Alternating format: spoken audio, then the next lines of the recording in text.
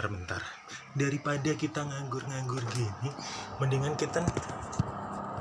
kita kan nge-vlog ya. Oke.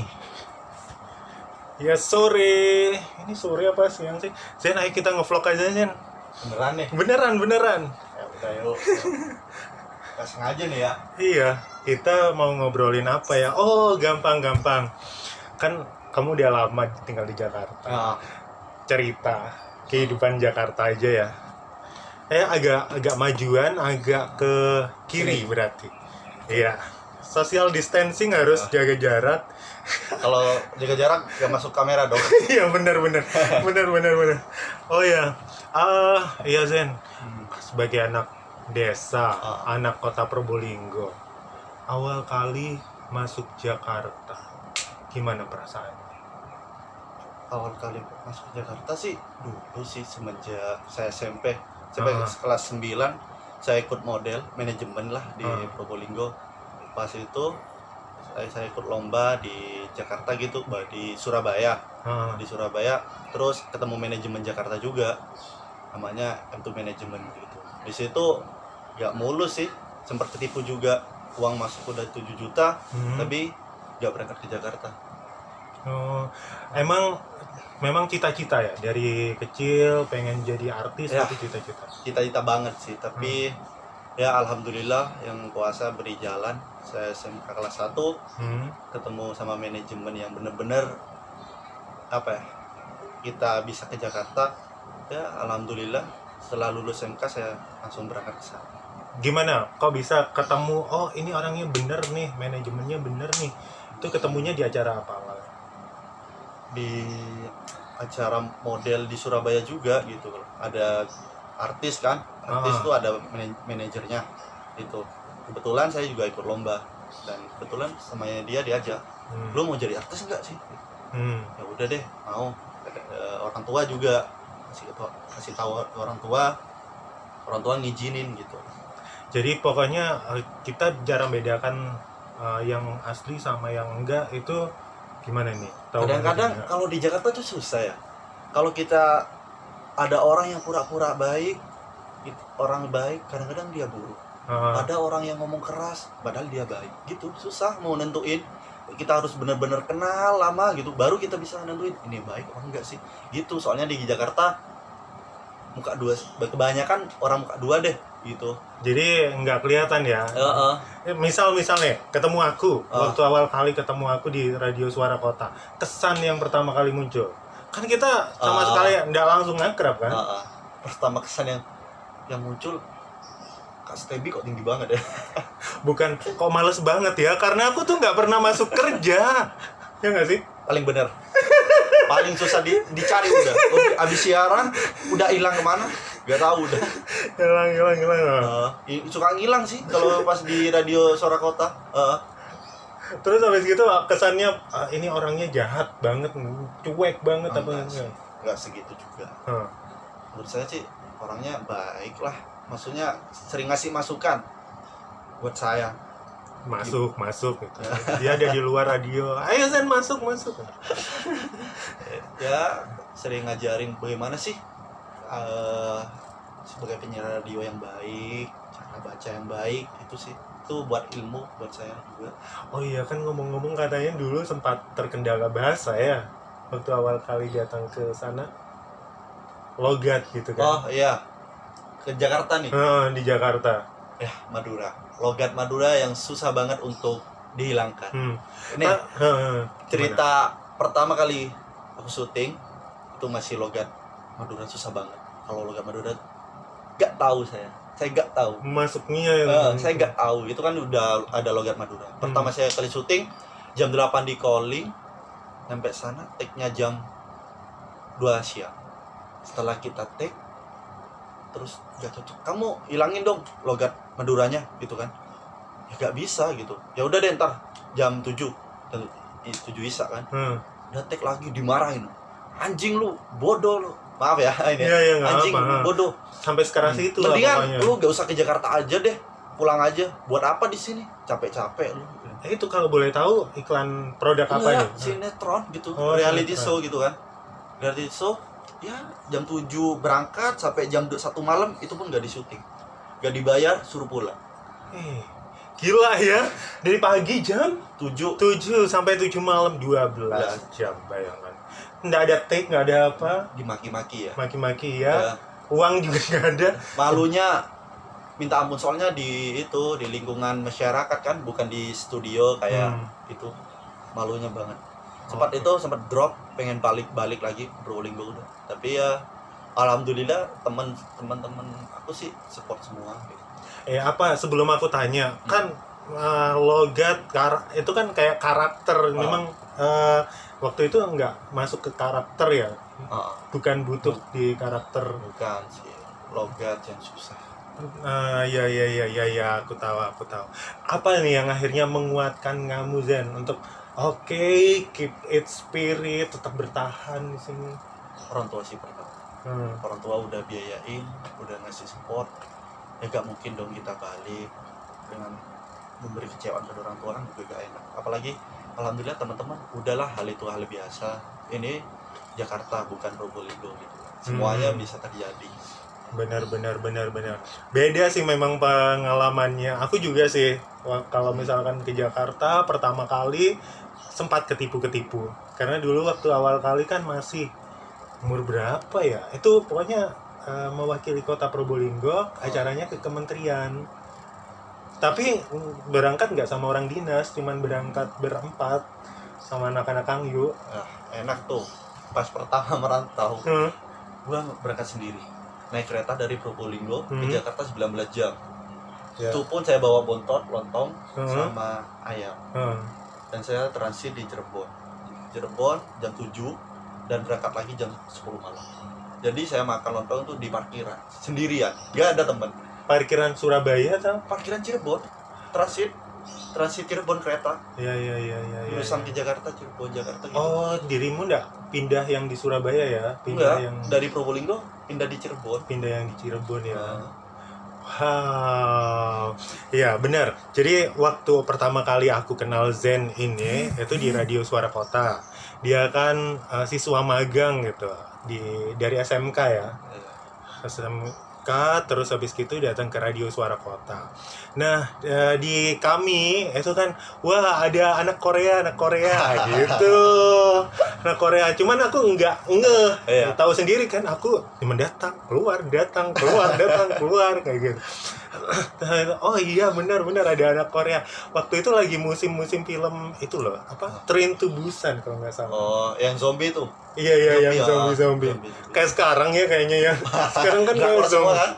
Iya, zombie itu. Terus habis gitu, iya mirip gitu. Terus habis gitu, cuman Mas kalau ngomong ngeliatnya, emang kenapa kalau ngomong? Nah, suatu kesempatan ngajak Zen ngomong. Lupa aku acara apa ya. Kalau nggak salah ngajak ke kantor polisi ya. Oh iya. Iya kan? Pokoknya ada salah satu acara deh di Polres Probolinggo Kota, terus kita datang ke sana gitu. Terus ternyata itu. Tapi bagi aku yang orang Probolinggo, warga masyarakat Kota Probolinggo kan suatu kebanggaan ya. Aku sendiri aja nggak bisa ngomong Madura. Dengar gitu tahu saya. Dengar tahu, paham maknanya, tapi untuk ngomong susah. Ya itu semua orang, kalau orang nggak kenal sama aku kan kaget gitu kalau keluar bahasa Maduranya. Kaget, orang Madura, orang mana sih? Orang desa sana, daerah Sukapura. Beneran serius? Tak kirain orang kota gitu kan. Enggak, orang sana. Pendatang tuh bukan? Enggak, lahir di sana gitu. Iya, benar-benar dikiranya pendatang. Kayak saya beneran ya. Tinggal di Probolinggo. Iya Kak, beneran gitu. Terus gimana? Akhirnya saat-saat yang kamu ngerasa aku bisa nih menaklukkan kota ini. Tuh saya di Jakarta sekitaran 1 tahun ya, selama 4 sampai 5 bulan lah, masa-masa susah gitu. Kadang-kadang udah duit tinggal 20.000, itu pun ini buat 5 hari. Soalnya kan kalau syuting gitu gak langsung turun juga, nunggu 3 minggu baru turun gitu kan. Tuh tinggal 20.000, kadang-kadang sehari cuma makan 1 kali gitu buat besoknya juga gitu. Iya. Itu pun 20.000. Padahal harga makanan mahal. Nah itu dibuat 2 hari, berarti 10 dong. Tahu sendiri di Jakarta 10.000 dapat apa? Air mineral kayaknya. Air mineral. Aduh.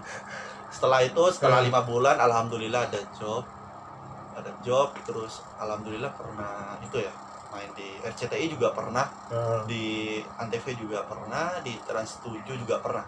Aku kemarin kan lihat tuh Instagram kamu, oh iya ada Telkomsel gitu, nggak apa-apa ya, toh kita nggak di endorse kan gitu, sebut merek satu-satu, maksudnya untuk kebanggaan dan lain sebagainya. Berapa waktu itu bayaran terkecil yang sempat diterima? Bayaran terkecil nggak dibayarin. Yang diusir-usir, dimaki-maki. Itu bayaran terkecil itu. Ya, I see. Terus kalau misalkan yang paling gede yang sempat diterima? 1 sih. 1 ya? Itu cuma 1 juta cuma 1 hari syuting. 1 hari syuting. Ya, alhamdulillah. Jadi pantesan ya artis itu kaya-kaya ya, sehari 1 juta. Ini untuk ukuran Zen lah ya. Apalagi yang di atas kamu ya. Iya, itu udah sekitaran 1 hari 5, 7 atau MM-an bisa jadi ya. Ya, kalau satu film sih, kalau film baru bisa MM. Kalau sinetron nggak ada sih, cuma puluhan sih ada.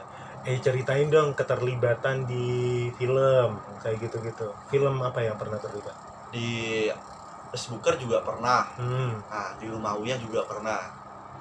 Di Garis Tangan juga pernah. Itu pun banyak yang ngechat. Beneran ini masalahnya beneran nggak? Itu bohongan gitu. Settingan kan sama kayak Asian Next Top Model ya kan? Lombanya beneran, cuman konflik-konflik yang terjadi di kan namanya juga reality show kan. Iya. Ya, semuanya real gitu. Nah, terus apa Zen yang paling berkesan lah Zen ketika bisa? Yang paling berkesan dari kecil kan cuma bisa nonton doang kan. Kayak acara SCTV World gitu kan. SCTV World itu udah kalangan artis semua datang untuk meraih penghargaan gitu kan. Sebuah apresiasi TV ke artis-artis besar, dan kebetulan cita-cita saya udah kecapai ya. Maksudnya, udah duduk ya di situ ya. Udah pernah ngerasain bagaimana diundang kayak SCTV World gitu kan.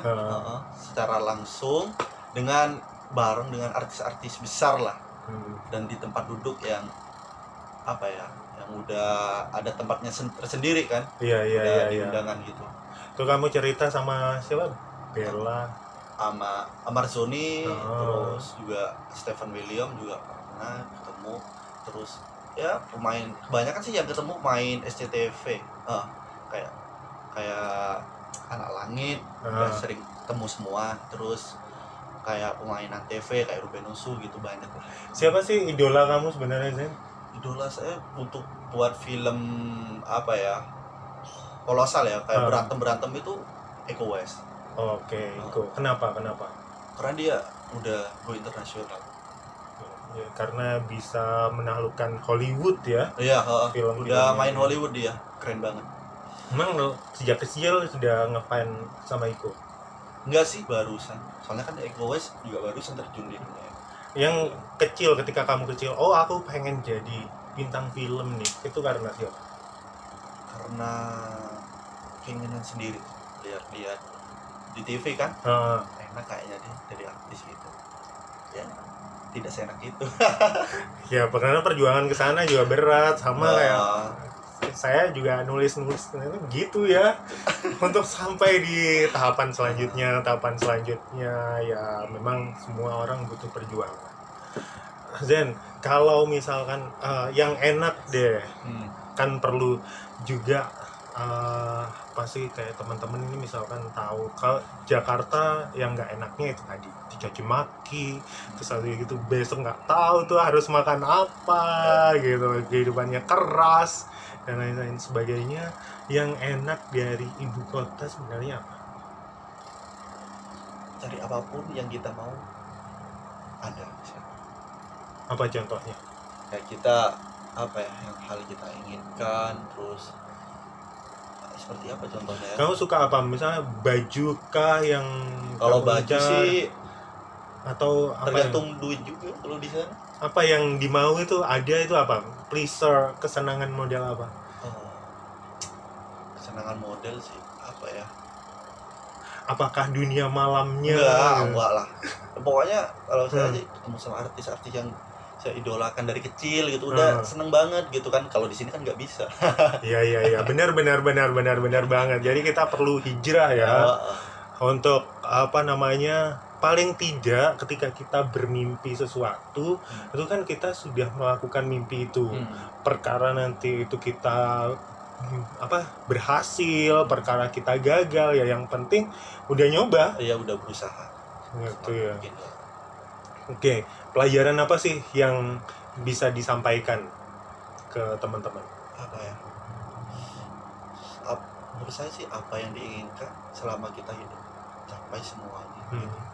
Gak ada yang tidak bisa menurut saya.